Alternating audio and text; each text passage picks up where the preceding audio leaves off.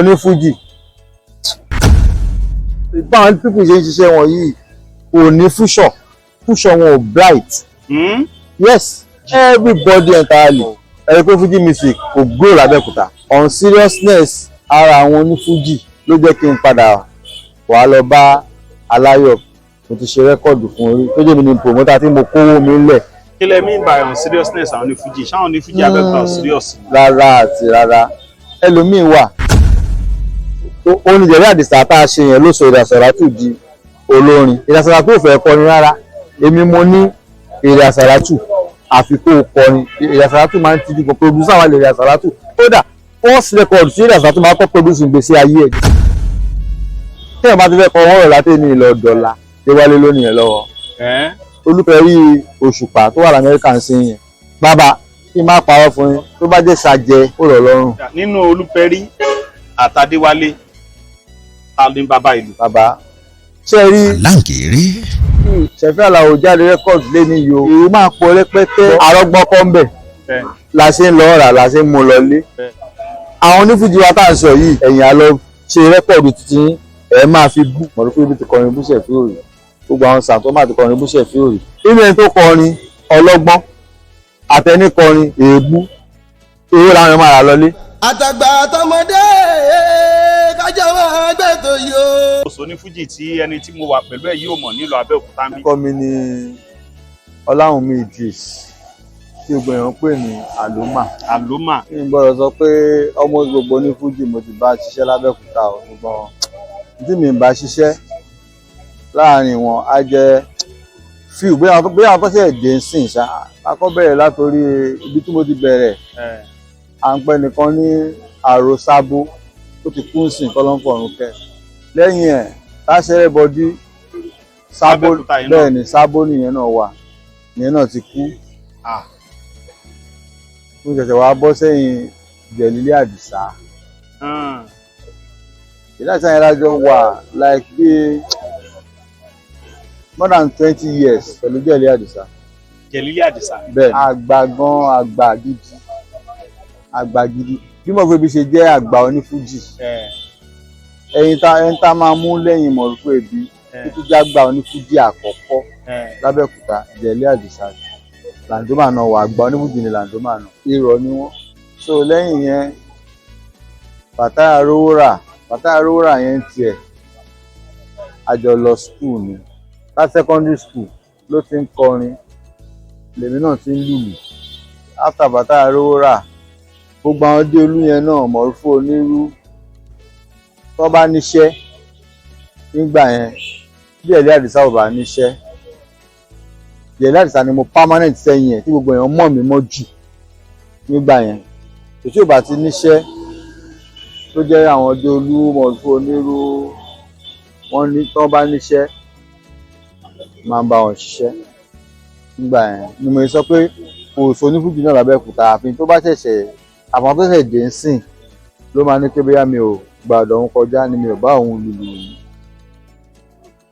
So lẹ́yìn yẹn ó kan Aró Kókò mo tún wà lẹ́yìn Aró Kókò náà like bóyá bí ìyẹn náà fẹ́ tó 5 years o táwọn tún mọ̀ mí mọ́ nígbà tó yá mo tún bẹ̀rẹ̀ sí gbé léré jáde irú Àdé Aró Kókò yẹn mo ti ṣe rẹ́kọ̀dù fún rí. Aláyọ̀ mo ti ṣe rẹ́kọ̀dù fún orí tó jẹ́ mi ní promoter tí mo kówó mi lẹ̀ tí mo fi ṣe rẹ́kọ̀dù fún wọn ni o. À ń pọ́ ọmọ kan ní Làbòtè Lágọ̀ọ́ká mo ti ṣe rẹ́kọ̀dù fún orí tí mo jẹ́ promoter ẹ̀. Nígbà tó yá on seriousness ara àwọn onífújì ló jẹ́ kí n padà wà lọ bá Aláyọ̀ play. Aláyọ̀ náà bí 3 or 4 years. Kí lẹ mean by on seriousness àwọn onífújì? Ṣáwọn onífújì Abẹ́òkúta serious? Rárá àti rárá. Serious? Rárá àti rárá. Kí làwọn nǹkan tẹ́ rí? Ẹ ṣe ẹlòmíín wà fún àwọn onífújì yẹn àwọn náà pa iṣẹ́ yẹn mọ́ra wọn lọ́wọ́ o. Ẹ rí pé Fuji music kò grow l'Abẹ́òkúta kò grow rárá àti rárá. Kí ló dé tí Fuji music grow l'Abẹ́òkúta? Ẹ ṣe ìmọ̀ tara ẹni nìkan ó pọ̀ jù fáwọn onífújì yìí. Ìmọ̀ tara ẹni nìkan ó pọ̀ jù fún wọn. Onífújì ló jẹ́ pé tí kẹ́ tó lọ òde tí gbogbo ń jọ ríra yín papọ̀ bóyá 10 la fẹ́ là bá wa 15 la fẹ́ lọ kó máa bá wa dàpárá ṣeré ṣe gbá ṣàwo tá a bá ti dóde yẹn tá a ti kọrin tá a ti pawó báyìí ká tiẹ̀ tó bóyá ó kù bíi 10 minutes ká ṣeré tán lójú onífújì ti máa change a ti bẹ̀rẹ̀ sí give oríṣiríṣi attitude torí owó yẹn ìmí gan pàápàá lójú nígbà tó ṣe máa gbé báàgì owó ló dẹ̀ máa kéré mọ́lẹ̀ báyìí á dẹ̀ sá lọ wọ́n ti mọ̀ pé gbogbo èèyàn tó ń lùlù wọn ò ní choice tán bá kó yín lọ lẹ́yìn tán ò fún yín lówó wọ́n ti believe pé táwọn bá pè yín jọ́ kejì ẹ tún máa wá torí àǹfààní ẹ̀bà tí ẹ máa rí jẹ ní pati yẹn àbí tí wọ́n bá pè é lè tí ò bá wa máa pẹ́ lómi á wá kí ni ẹ pẹ̀lú nǹkan tó pa fújì nílùú yìí because ẹni tó ẹjọ́ ṣiṣẹ́ tó láàgùn lẹ́nu iṣẹ́ tí wọ́n nìkan wá kó owó yẹn tó kó lọ bí ò fẹ́nu ṣépè ẹlẹ́dàá ẹ̀ á ṣépè ìyẹn kọ́kọ́ pẹ̀lú nǹkan tó kọ́ pa fújì music lábẹ́òkúta yìí wọn ò múṣẹ́ yẹn bí iṣẹ́ àwọn náà ti wá sọ di pé òkè tá bá ti lọ tá bá ti rí owó tá bá fi jẹun ó ti tán síbẹ̀ wọn ò package rárá àti rárá ẹlòmíì ó pè ẹ̀ kó lọ fowó ṣoògùn ju kó gba rédíò rẹ̀ kó ní kán bóun boost iṣẹ́ òun and anything advert ó máa ń help tó pé òkè iṣẹ́ tí mò ń ṣe rèé o ẹ bá mi polówó ẹ o ẹ bá mi polówó ẹ o gbọ́n bá polówó títí etí àwọn tó ń gbọ́ etí wọn ò ní di wọ́n á bẹ́ẹ̀ ni yẹn lọ́jà ẹ̀ tó bá ti ń ṣiṣẹ́ dáadáa ọ̀pọ̀lọpọ̀ torí ìyẹn ló wá jẹ́ kí gbogbo ẹ̀ wá sú mi nígbà yẹn mo dẹ̀ mọ̀lú yẹn lù kò dẹ̀ wọn mi kí tálẹ̀ǹtì yẹn ó waste ìgbà yẹn Aláyọ̀ wá jáde lábẹ́òkúta yìí. Aláyọ̀ melody singer. bẹ́ẹ̀ ni Aláyọ̀ wá like sakara gan ó like sakara gan kò lóní sakara ó wá like sakara gan kíkà tí kọ́kọ́ jọ bẹ̀rẹ̀ wọ́n ti lọ ṣe record wọn ò lu sakara sínú ẹ̀ ó wá gbé mi a ṣe record yẹn níbi ẹgbẹ́ super food nígbà kan bẹ́ẹ̀ mo bá lùlù sí láti bẹ̀rẹ̀ lọ́rọ̀ pé ẹni yìí good àjọ sọ̀rọ̀ ó ti di pé àjọ ń lọ patí mo wá ń bá play kódà àjọ travel out Aláyọ̀ ṣì wà òkè because ibi tí wọ́n ti ń ṣiṣẹ́ pé àwọn fújì tá a sọ yìí ayé ṣẹ̀ṣẹ̀ dáyé ni ọmọkùnrin tí mo lọ ní kí mò ń bá play yẹn tá a bá lọ àìsàn ló pọ̀ mọ́ gbà yẹn tá a bá kálá lọ pati alẹ́lẹ́ ní ìsinyìí tá a bá yín dé láwùjọ kejì báyìí ọ̀dọ̀ màmá ẹ̀ la máa gbà lọ nítòkùn bẹ́ẹ̀ màmá ẹ̀ máa ní jẹ́ lílì àwọn kan ti wá látòkè jẹmọ láàárọ̀ yìí ó wọ́n kó máa ṣeré kò mọ̀ fún wọn lérè tàgbà tẹ́lẹ̀ ni ó a lè lọ from Monday to Sunday èlò là ń gbà 200 naira 100 naira ìmí àníní kọ́bọ̀ gbà á sá lọ gbogbo ẹ̀ wá sú mi máa rò kókè style tí Aláyọ̀ dẹ̀ fi ń kọrin ó jọ mọ́ fújì òun lòun pè ń gospel ó jọ mọ́ fújì máa rò kókè ó sì lè bẹ ní ìṣiṣẹ́ àdéjọ wà gbogbo àtẹ̀mí dẹ̀ ń ṣe fújì yẹn àwọn tájọ́ máa ń ṣiṣẹ́ fújì yẹn nígbà pé èmi lọ léèwé díẹ̀ mo dẹ̀ ti rí bọ́n ṣe ń ṣiṣẹ́ wọn yẹn mo rí pé iṣẹ́ báwọn pípù ṣe ń ṣiṣẹ́ wọn yìí kò ní fúṣọ̀ wọn ò bright. Yes, everybody entirely àtẹni tó ń lùlù àtẹni tó ń gbègbè because ẹni tó jẹ́ leader àwọn tó jẹ́ leader tó jẹ́ pé wọ́n ń kọrin tó ṣíwájú wọn bọ́n ṣe múṣẹ́ yẹn kò ń ṣe nǹkan tó yẹ pé ó ní future tó gbà tí èèyàn bá ń tẹ̀lé èèyàn ẹni tó wà wájú kò ní future tó bright ìwọ wá ń tẹ̀lé that means pé inú kòtò kan náà lọ́ta ni ọ̀nàjọ́ máa wọ̀ ni gbogbo ìgbà yẹn èmi ti ń dọ́gbọ́n pòkè bóyá jẹ́ pé tọ́lọ́kọ́bọ̀ náà ń fún wa yẹn náà èmi ti ń tọ́jú owó mo dẹ̀ ti ní back of my mind pé these people àwọn eléyìí tẹ́ ẹ̀ bá tẹ láàrin eléyìí dé èjì kan tápá òní tí èèyàn nílé ṣe gba raburabu mọ́ èèyàn adolóògógóró ni tàbí kó máa tọrọ kiri ẹ̀gbẹ́ títì. mo máa wá ń sọ fún àwọn tá a jọ ń lùlù yẹn gbà yẹn pé ẹ jẹ́ ká wá ṣẹ́ sí iṣẹ́ tá à ń ṣe yìí o, iṣẹ́ tá à ń ṣe yìí ò lọ́jọ́ ọ̀la o. àwọn pípù yìí wọn ò ní plan tó dáa fún wa o. wọ́n fẹ́ẹ́ lè sọ pé gbogbo wọn ni wọn ò gbọ́. gbogbo ìgbà yẹn èmi ti ń tuwó jọ, mo kọ́kọ́ bẹ̀rẹ̀ láti de mo lè tu 20,000 jọ, máa gba Ìdúmọ̀tà lọ, máa lọ ra aṣọ. àwọn onífújì náà mo tún máa ta aṣọ yẹn fún wọn tó ti yé yín. kẹ̀rẹ̀kẹ̀rẹ̀ ó yá kí ni ẹ ń gbòòrò mọ́ mi ló yá. mo tún lọ dá iléeṣẹ́ pure water lẹ̀. owó mo ń ṣe àwọn nǹkan ẹ̀mí ìfìlù tí mò ń lù yẹn lẹ̀ o. mo ń ṣàwọn yẹn side hustle. mo tẹpá mọ́ iṣẹ́ ìlú tí mò ń lù yẹn náà. mi ò fi sílẹ̀. kẹ̀rẹ̀kẹ̀rẹ̀ gbà tó dé tí mo ti wá rí kókè. mo tún lọ dá iléeṣẹ́ blọọkù lẹ̀. mo ní blọọkù lọ́sùn tó tóbi gan. mi ìfiṣẹ́ ìlú tí mò ń lù yẹn náà lẹ̀. ìfilẹ̀ bó ṣe ń lù lọ. kí ló sún yín dédìí iṣẹ́ ìlú? ẹ bá iṣẹ́ ìlú ńlé ni àbẹ́yìn kọ́ńbì kan àbí bá lọ́rọ̀ ọdún ṣe jẹ́? wàláì tàláì mi ò kọ́ pọ́kọ̀pọ́ pé dáàdì mi ti gbérin fún ẹsẹ̀ àkárí. bàbá tó bí yín? bẹ́ẹ̀ ni nígbà tí dáàdì mi náà wá rí i pé èmi kankan mo lù, èmi ń lù, àbúrò mi ọkùnrin náà ó ń lù, ìyẹn tọ̀tọ̀ bí sẹ̀lẹ̀ nu gádà sí ìdánilò.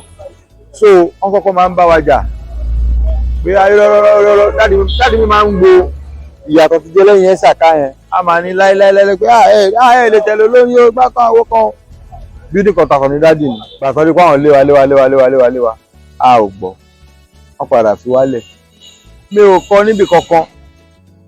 nǹkan tí mo kàn rí pé mo kọ́ nínú ẹ̀ ojú pé máa ń target èèyàn tí bá rí pé ó gùdù gan-an máa lọ wò kan tó fi máa ń sọ pé ó gùdù yẹn Déwálé Onílù àkọ́kọ́. Déwálé Onílù Alhaji Sefiu Alao. bẹ́ẹ̀ni a close gan-an àjọ wà gan-an mo fẹ́ lè sọ pé system ẹ̀ ni mo máa fi ń play nígbà yẹn because òun máa ń wá láti Èkó ló ń gbé nígbà yẹn tó fi ń bá gbogbo yẹn bá ṣe fi play Èkó ló gbé máa ń wá ni. so àwọn tó bá dẹ̀ wọ́n máa wá láti Èkó yẹn wọ́n máa ń dàbí eégún tó ń pidán ni tó máa lọ ń wò ìgbà míì kan máa dúró sẹ́gbẹ̀ẹ́ báyìí ó ní nǹkan tèmi ń kọ́ lára ẹ̀ tí kò mọ̀.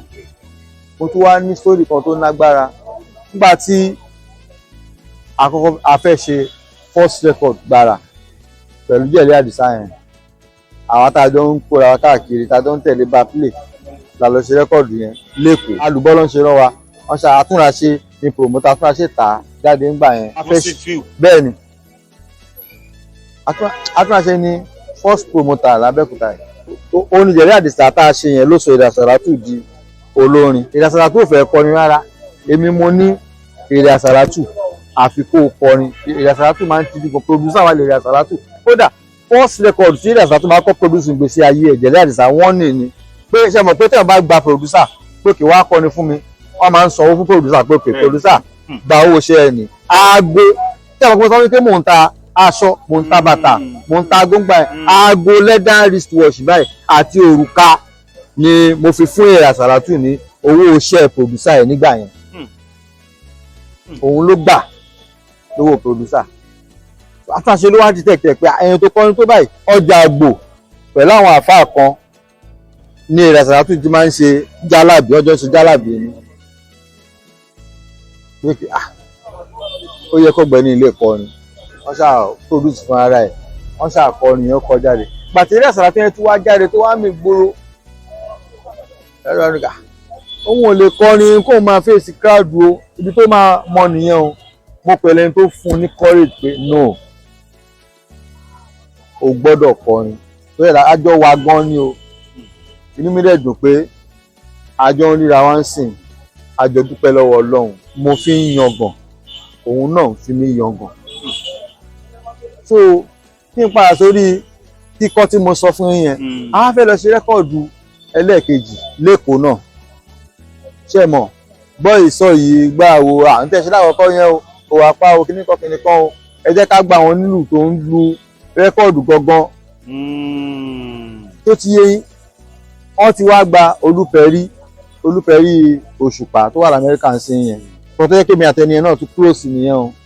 wọ́n ti wá gbà sílẹ̀ kémi ò mọ̀ kan ti gbà sílẹ̀ síbẹ̀ bá ṣe débẹ̀ ta fẹ́ òru la máa ń ṣe rẹ́kọ̀dù gbà yẹn ta fẹ́ wọ studio wọ́n kàn ní pé aloma ẹni tẹ́jọ́ máa play rẹ́kọ̀dù nìyí o ẹni tẹ́jọ́ máa play rẹ́kọ̀dù ẹni tí ò gbòòrin wa rí tí ò ṣe pàtó ṣe practice òun náà gẹ́gẹ́ bí àgbàlagbà òun náà wá ní pé ẹ̀gbọ́n ẹ̀yin ẹ lọ play ayé ìgbà tí mò ń sọ yìí ta bá play rẹ́kọ̀dù tán a tún máa lọ ṣe overdubbing fún èrò kan ọ̀hún tẹ́ ń ṣe ẹmọ́ sìn wọ́n rí bí wàhálà. èwo ni overdubbing yẹn. overdubbing tẹ pé olórin ti kọrin lọ bó ṣe ń kọrin yẹn àti lùlù sí gbogbo àti máa ń wọlé tìgbẹ́dà gbà yẹn ni àti lùlù sí tó ti yẹ yín so ẹni tó lùlù máa tó wá padà sí ìdí ìlù yẹn nǹkan tó lù lọ́gọ́rọ́ yẹn á tún lọ tún lulẹ̀ lórí wọn á ní pé kílù yẹn lè ẹ̀bì tó ti yẹ yín mo á rò pé òkè gbẹ̀gbẹ́ ṣe ni ẹ̀yin ẹ lọ play mo nínú ẹ má jẹun play ẹ̀yin ẹ lọ play èmi á dọ̀bìlẹ̀ iṣẹ́ yín lórí bàbá kí n má parọ́ fún yín máa ìlú lùbí ẹni mẹ́wàá ni mo fọ́ pátápátá mo fọ́ pẹ́kẹ́pẹ́kẹ́ pé ó dẹ̀ kàm kó o ṣe bẹ́ẹ̀ pé ó mọ nǹkan kan ṣe rárá o mo ní ṣẹ̀wọ̀n ká ní kémi o ọlọ́run fún mi láì di àkín máa rò pé òkè ó jókòó sọkọ báyìí èmi náà jókòó sọkọ báyìí àjọ ń takò ọ̀rọ̀ sọ yẹ̀yẹ́ mi á yọ máa jábọ́ pé òkè mo wá rí bó ṣe ń ṣiṣẹ́ yẹn mo wá lọ dọ́ọ̀bù léṣẹ́ títí ẹ̀ lórí ó jẹ́ kí mi àti Olúfẹ́rí náà close dọ́là ọmọ ojoojúmọ́ lájọ́ ń sọ̀rọ̀ gbogbo bó ṣe wà lẹ́yìn Òṣùpá kó tó dágbó sí Amẹ́ríkà gbogbo ẹ̀ up to date a sì jọ wà so kò bá jẹ́ bí mo ṣe sọ pé òun ní èsì tó ṣe mo kọ́ àbí mi ń kọ́ àwọn ibi tèmi ti rí àìdíà mi bẹ́ẹ̀ ni Olúfẹ́rí. but ẹni bẹ́ẹ̀ bá ti ẹ dé studio Olúfẹ́rí ṣiṣẹ́ yẹn bíi péyàn mẹ́rin. bí ẹni pé ẹni mẹ́jọ. ó dà nínú Olúfẹ́rí àtàdéwálé ta ni bàbá ìlú. Welcome to Fimi Interior Palace.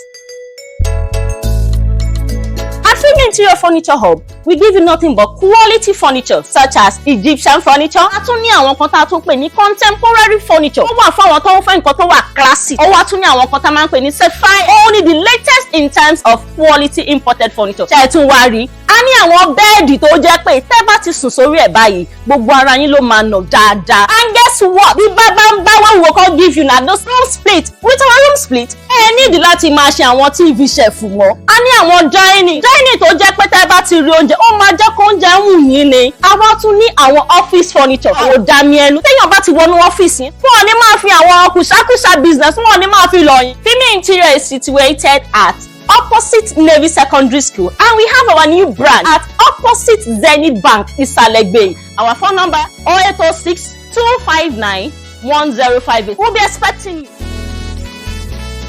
Bàbá ṣe rí ìdíṣẹ́lù ẹlòmíì wà ó gbùdù sí sàjẹ́ ẹlòmíì wà ó gbùdù sí wọ́rọ̀ ọwọ́ wa dẹ̀ tún kì í jura wa lọ. Tó ti yẹ nǹkan kan tí àwọn èèyàn kó jẹ tèmi náà kó jẹ lára Adéwálé tẹ́nibọ́dì ò get àbí tẹ́nibọ́dì padà gain lára lẹ́nibọ́dì tó bá sọ pé òun pẹ̀rẹ̀ lọ nílùú òun ni kéèyàn máa fi sákárà ṣe kick kò lọ́gàá. báwo ló yẹn fi sákárà ṣe kick. ẹ ṣe tó lóyún máa ń kọrin nígbà míì gbogbo òlù máa ṣiṣẹ́ omele sákárà igbá àwo gbogbo ẹ máa ṣiṣẹ́ tó bá tó ṣe nǹkan tó bá fẹ́ kọ orin míì drums nìkan ló fẹ́ gbọ́ ń bẹ̀ tó ti yẹ drums ẹ̀ mí pé oníjàṣẹ́ máa play snare àti kick ó máa fẹsẹ̀ yẹn dub kick gígígígígí bí kéèyàn tẹ̀ nǹkan ó dún lẹ́ẹ̀mẹ́wàá Déwálé ló nìyẹn lọ́wọ́ bẹ́ẹ̀ Déwálé ló nìyẹn lọ́wọ́ Déwálé nìyẹn lọ́wọ́ ó ní ká fi sákárà yẹn ká fi ṣe kick yẹn ó ní lọ́wọ́ Fẹ́rí lè ní Fẹ́rí ò gba láìnì yẹn láìnì tá a fi ń play náà ọ̀tọ̀ọ̀tọ̀ ni o Ṣẹ̀fí ò lè máa kọrin kó nílò Òṣùpá wá lùlù fún kó balance kò lè balance because different style ni wọ́n jọ ń kọ bákan náà Òṣùpá náà lè máa kọrin káwọn ọmọ Ṣẹ̀fí wá lùlù fún kò lè balance style ọ̀tọ̀ ni náà jọ ń kọ bó possible kò jẹ́ pé nínú style Ṣẹ̀fí ká fi sákárà play kick yẹn ó lè wọ́ọ̀kì ńbẹ̀ ó lè má wọ́ọ̀kì nínú òṣùpá tó ti yẹn tó yẹ mi sọ fún yín pé àwọn méjèèjì ọ̀gá ni wọ́n kódà lamẹ́ríkà tó wà àwọn méjèèjì èmi ni mo so wọ́n pọ̀ tó fi jọ ń ṣọ̀rẹ́ wọn dọ̀la. ní Adéwálé àtolúpẹ̀rẹ̀. bẹ́ẹ̀ni so Adéwálé jẹ́ ẹni tó jẹ́ pé bóyá lifestyle Èkó ó máa ń fọ́nbù so Perry ó fẹ́ súnmọ́ Déwálé láti Nigeria soft tó ti jọ wà kẹmọjà èròjú ẹ̀wò èrò òjì ẹ̀ ọlọ́lọ́mẹ tó jù nínú iṣẹ́ inú àwọn méjèèjì àdónù ọmọ Abẹ́òkúta ní Perry ọmọ ìlú yìí ní Perry Èkó ló dàgbà sí i ẹ mọ̀ pé àwọn Déwálé ló dominate Òṣòdì Máfolúkù ní Déwálé wà Paso àti Déwálé Onílù wọ́n jọ play fún Kamulansa ní ọ̀gá Paso wọ́n jọ play fún Kamulansa ní àti Déwálé ibẹ̀ ló ti wá sẹ́yìn Alhaji Sefiu Alao. ibi tẹ́yìn ṣáà ti táàpù brain iṣẹ́ mi nìyẹn. wò mo tún nígbà míì wà tó tún wá tó bá jẹ́ pé sẹ́mọ̀ olórin oríṣiríṣi ló máa ń wá síbi ìwà yìí wọ́n máa ń wá látẹ̀kọ́ ó lè jẹ́ Rẹ̀mí Àlùkò ó lè jẹ́ olórin tá a tẹ̀ mọ́ rí tó máa léèyàn tó good lọ́wọ́ gan ẹlòmíì máa good kò l'arrangement iṣẹ́ ìlú yẹn kó ó lọ fà gan ẹlòmíì tẹ́ bá rí wọn máa fi gorí báyìí gbogbo ara báyìí lùlù ọwọ́ ẹ̀ máa ró máa ṣe gbẹ̀bọ̀ kò l'arrangement yẹn mí pé ẹlòmíì olórin lè kọ orin wọ́rọ̀ ó ti ṣàjẹbọ̀ àwọn audience ò mọ wọn á jó o tó ti yé ìbò èèyàn tó bá ń lùlù tó bá dúró lẹ́gbẹ̀ẹ́ kan tó bá ń wò báyìí ó máa mọ̀ pé ẹni eléyìí ó mọ̀ lùlù bọ̀ kò l'arrangement. so Déwálé Kẹ́tù níyì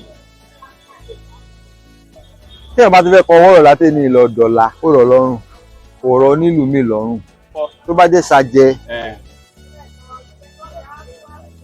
ó rọ̀ àwọn méjì lọ́rùn but ẹnìkan mọ̀ ṣe jẹ ẹnìkan lọ. láti ìgbà yẹn títí dì sìn ṣé yàtọ̀ sí wà. kò sí yàtọ̀ o kò sí yàtọ̀ rárá. ẹ̀dùn náà so tọmọ yín kan bá fẹ́ tẹ̀lé onífújì ń sìn nǹkan. kò lè tẹ̀lé onífújì. kí ló dé. ọmọ mi lè tẹ̀lé onífújì nítorí pé mistake yẹn wọn ò rí correct dọ́là onífújì Abẹ́òkúta ni o mi ò gbé Èkó mi ò gbé Ìbàdàn Abẹ́òkúta tèmi ń gbé ilé ni mò ń sọ̀rọ̀ lé lórí pé mistake yẹn wọn ò rí correct dọ́là kàkà kan correct ẹ̀ nǹkan tí ò kàn wọ́n lọ́wọ́ tí ò kàn wọ́n lẹ́sẹ̀ òun ni wọ́n máa ṣe lágbájá kan ń ṣe mí tàmẹ̀dù kan ń ṣe mí tó ti yẹ ẹnìkan ni ò jẹ́ ká lógo so possible kí nǹkan ní kí nǹkan máa lógo kò possible now kí n má parọ́ fún yín èmi náà máa ń kọ́kọ́ rò bẹ́ẹ̀ tẹ́lẹ̀tẹ́lẹ̀ pé why tí music rí báyìí ní Abẹ́òkúta ìbọn gbà tí Aláyọ̀dé ni mo mọ̀ pé ẹnìkan ò ṣe ẹnìkankan gbónígá bá ṣe pé gbáì ìdí tí Sefiu ò fi ṣe olórin kankan ni pé ẹ̀yin náà wò ní ayé ìgbà kan nígbà tí music sì dùn gan táwọn olórin bá ṣe record tó bá ní Sefiu Alao jáde record lé níyì o gbogbo èèyàn máa lọ Láfẹnwá gbogbo èèyàn máa lọ bí wọ́n ti ń ta record Láfẹnwá lẹ káàkiri èrò máa pọ̀ rẹpẹtẹ wọ́n á máa gbọ́ wọ́n á máa wọnú ṣọ́ọ̀bù yẹn wọ́n á máa rà wọ́n á máa mú lọlé ẹ̀yin náà wò ṣebí rẹ́kọ̀dù tí gbogbo wa tò jọ tá à ń gbọ́ àrọ́gbọ́n kọ́ ń bẹ̀ la ṣe ń lọ rà la ṣe ń mú lọlé èèyàn kan múṣẹ́ títí ẹ̀ ó ń ṣiṣẹ́ tiẹ̀ bẹ́ẹ̀ yẹn pé ó wo nǹkan tó ń lọ ń lù Abíọ́lá Adébẹ̀yẹ kíní kan ọ̀dùn oríṣiríṣi nǹkan tó ń ṣẹlẹ̀ ń lù ó ń wo current affairs ó fi ń kọrin àwọn ò pé kí àìlè ní làákàyè àwọn onífújì wa tá à ń sọ yìí instead kí wọn náà wò pókè Sefiu ti kọrin o pé pókè ẹ jẹ́ ká máa wọ bó fi ṣe sampo ni ẹ jẹ́ ká máa wọ aṣọ pupa o àbẹ̀kẹ́ ẹ jẹ́ ká máa wọ aṣọ dúdú o lọ́jọ́ báyìí o ó dá ayé ti gbà instead kí wọn náà wá ro tiẹ̀ pókè ilé ní ká máa wọ aṣọ pupa ẹ jẹ́ kí èmi náà ní ẹ jẹ́ ká máa wẹ̀ ká tó jáde o wọn ò ní ṣe yẹn o ẹnì kan títí ẹ̀ táyé gbà yẹn tán kọ́gbọ́n bẹ̀ yẹn ẹ̀yìn àlọ́ ṣe rẹ́kọ̀dù títí ẹ̀ máa fi bú nínú ẹni tó kọrin ọlọ́gbọ́n àtẹni kọrin èébú tọ́dẹ̀ tó méjèèjì tí tàǹjọ kọ̀ọ̀kan wọ́n fẹ́ tà owó làwọn èèyàn máa rà lọlé nínú méjèèjì. ọlọ́gbọ́n àwọn nǹkan yẹn ló pa music Abẹ́òkúta yìí. Mo rò pé ibi ti kọrin bú Ṣẹ̀fíù rí, gbogbo àwọn Sàntọ́mà ti kọrin bú Ṣẹ̀fíù rí, Tùsànbọ̀ ti kọrin bú Ṣẹ̀fíù rí. Tó ti yé yín tí kò yẹ kó gbogbo nǹkan tó dẹ̀ ń ṣe yẹn náà àwọn tó wó sọ aráàlú wọn ló máa ń tì wọ́n sí àwọn nǹkan bẹ́ẹ̀ yẹn o. Ó kété kọ́ ìṣàyẹ̀wò ń sìn nígbà tí èmi kówó tí mo ṣe rẹ́kọ̀dù fún Aró Kókò sórí tí mi gbọ́rí gan mo gbọ́ lẹ́nu ṣe nígbà tá à ń ṣe lọ́nṣẹ́. Bẹ́ẹ̀ ni sórí tí mi gbọ́rí mo gbọ́ ń jọ yẹn Aró Kókò fúnra rẹ̀ ò tó dápẹ́ Ṣẹ̀fíù wá sí lọ́nṣẹ́. Èmi tí mo jẹ́ promoter nítorí relationship èmi àti Ṣẹ̀fíù bàbá mi ni wọ́n ẹ̀gbọ́n mi ni wọ́n nítorí relationship wa èmi ni mo pe Ṣẹ̀fíù wá sí lọ́nṣẹ́. Pàṣẹ ibi tó wá dé lọ́nṣẹ́ yẹn táwa ní pòkè ó yá ẹ wá bá wa kọrin ká lè rí inú owó tá a ná. Ṣẹ̀fíù bá ní pòkè èrò dẹ̀ pọ̀ ẹbí bá ní ẹyìn yẹn ti ẹ̀gbọ́ ẹ wà ẹ̀ ń pè mí lọ́gàá Aró Kókò ẹ̀ ń pè mí lọ́gàá Aró Kókò. Aró Kókò ló dúró lẹ́gbẹ̀ẹ́ nìyí ẹ bá ń béèrè lọ́wọ́ ẹ̀ èmi ni mo kọ́ ń ṣẹ́ lóòótọ́ ṣé èmi ni mo ṣe freedom fún gbogbo èèyàn ṣe kọ́kọ́ ṣẹ́ lọ́dọ̀ mi àwọn ẹ̀gbọ́n ẹ̀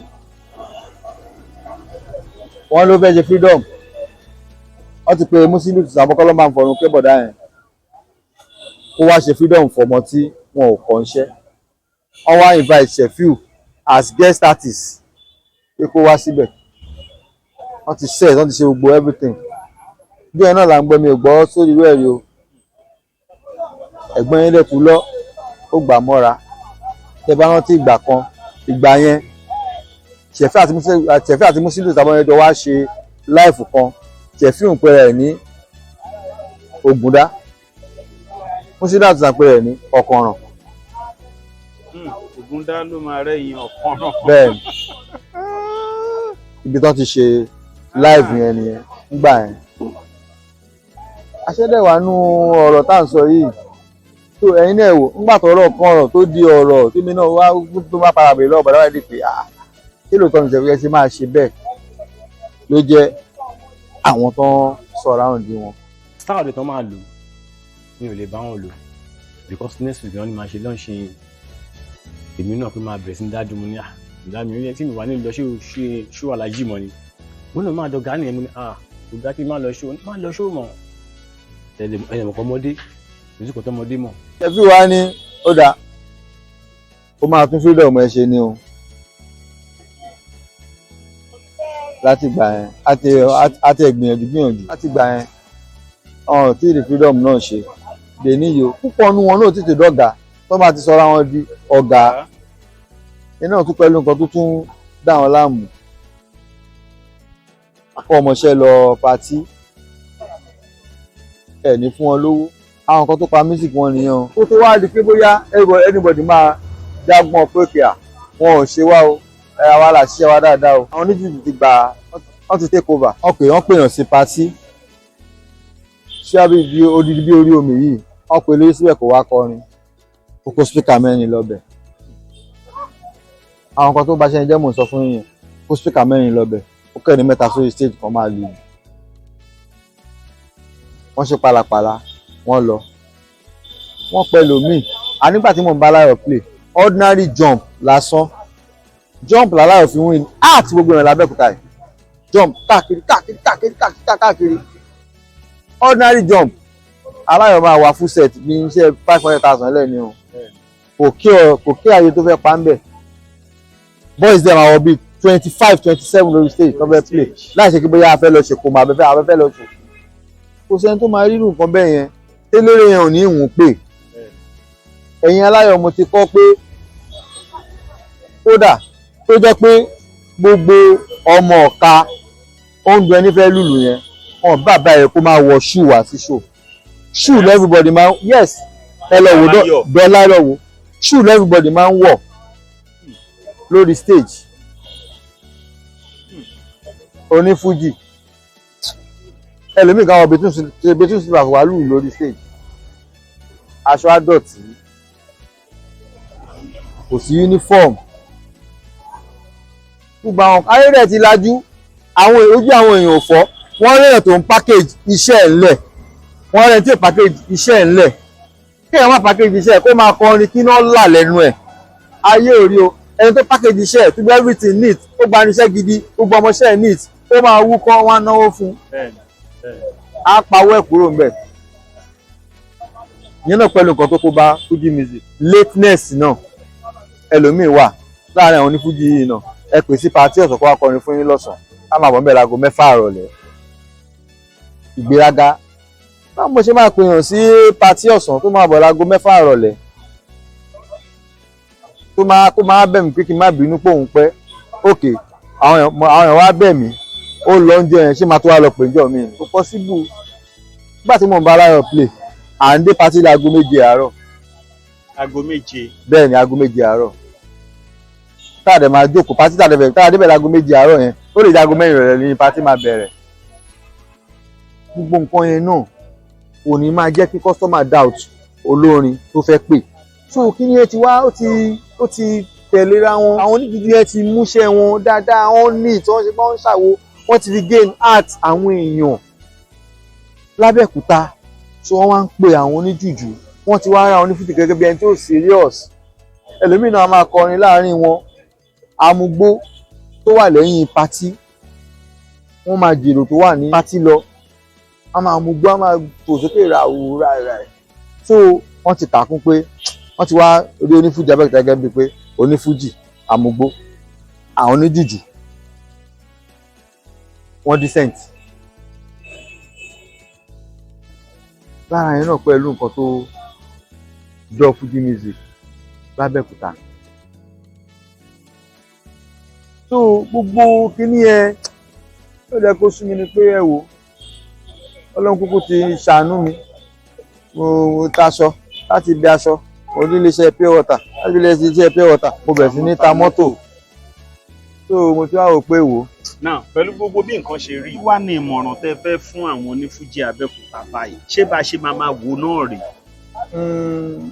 a lè wo báyìí kò dẹ̀ sí nǹkan tí ò ní solution to me Ọlọ́run tí wàá bá wa ṣe social media ti wà kódà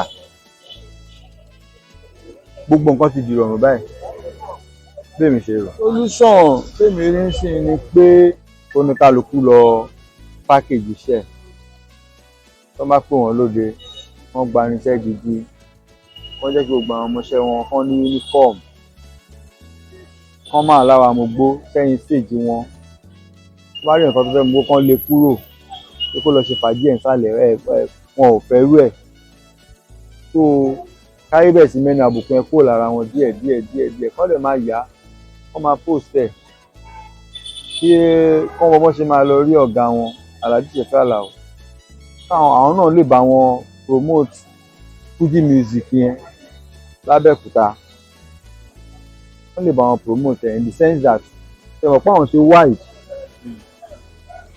wọ́n bá ń gbà wọ́n láyè bóyá ìkọ̀ọ̀kan méjì láàrin wọn ibi tí wọ́n ti fẹ́ ṣeré bóyá kan tó ṣeré tó jẹ́ kó kọrin àbọ̀ ń kọrin lọ́wọ́ ní pé bóyá ìwọ máa bọ̀ wá wí tẹnu ẹ wọ́n bá ń yá tó ń pòsẹ̀ àwọn èèyàn máa rí wọn á mọ̀ pé Abẹ́òkúta náà o àwọn tó ń kọrin wọ́n wà níbẹ̀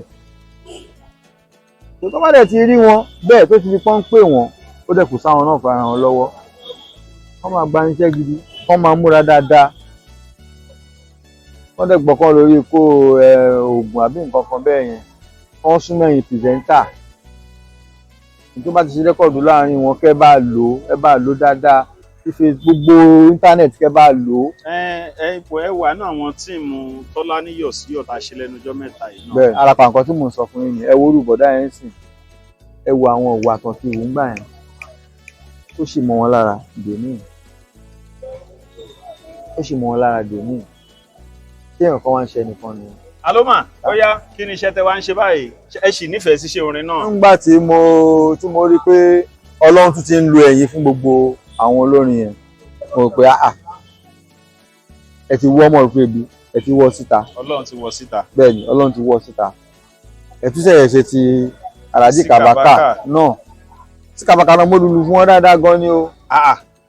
ẹ tún lù fún sí Kabaka. dáadáa dáadáa. ṣé lórí Abẹ́òkúta làwọn náà ni. Èkó náà ń gbé olùfàbínú wáyé Èkó ní ẹ̀ náà ń gbé ní máa ń kọ níbi ìṣẹ́kù tó jẹ́ tí mi lù fún láàrin gbogbo ìjọ tí mo lè sọ pé mo lù fún Ṣínà kan ni ìjọ tí a ṣe ṣóò kan èmi náà mo ṣe ṣóò yẹn fún Aláyọ̀ngbà yẹn àwa invite Ṣínà kan ní wá èmi tí mò ń ṣe promoter náà mo tún ń lùlù ìgbà yẹn mo náǹfààní láti lùlù fún Ṣínà kan ni lẹ́yìn ìgbà yẹn àtúnjọ wa ṣe gan débi pé wọ́n ra mọ́tò lọ́wọ́ mi àjọ wà gan àwọn náà bá fẹ́ ra mọ́tò ń ṣe ẹ̀ ń ta mọ́tò. bẹ́ẹ̀ ni a ní gbogbo àwọn nǹkan yìí náà tọ́lọ́ wá sọ mídà yìí náà ara àwọn onífújì náà ni mo ti tap àwọn náà rí nǹkan kan tap lọ fún ara wọn.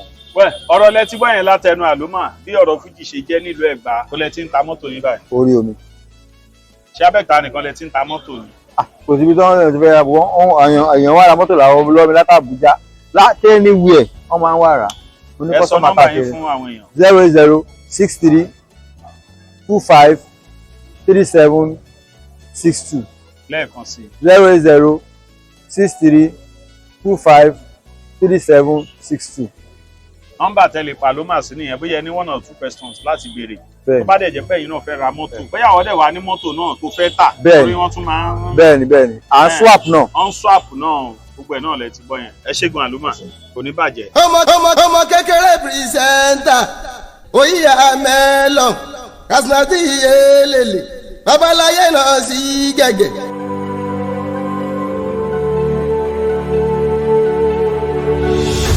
ìròyìn ayọ̀ rèé fún gbogbo ẹni tó wà ní London àtàgbègbè ẹ̀. Arahim Afro-Caribbean Cash and Carry import and export of African foods also help to pay school fee in UK for Nigeria with money transfer to UK and back to Nigeria. Arahim Afro-Caribbean Cash and Carry wà ní Rayham Excess RM 139YS Up Minister Road South Rayham London. gbogbo èyí tẹ́ wà ní London pátá ó yá ẹ nìṣó lọ́dọ̀ Arahim Afro-Caribbean Cash and Carry ibẹ̀ gangan ìfọ̀kànbalẹ̀ wà.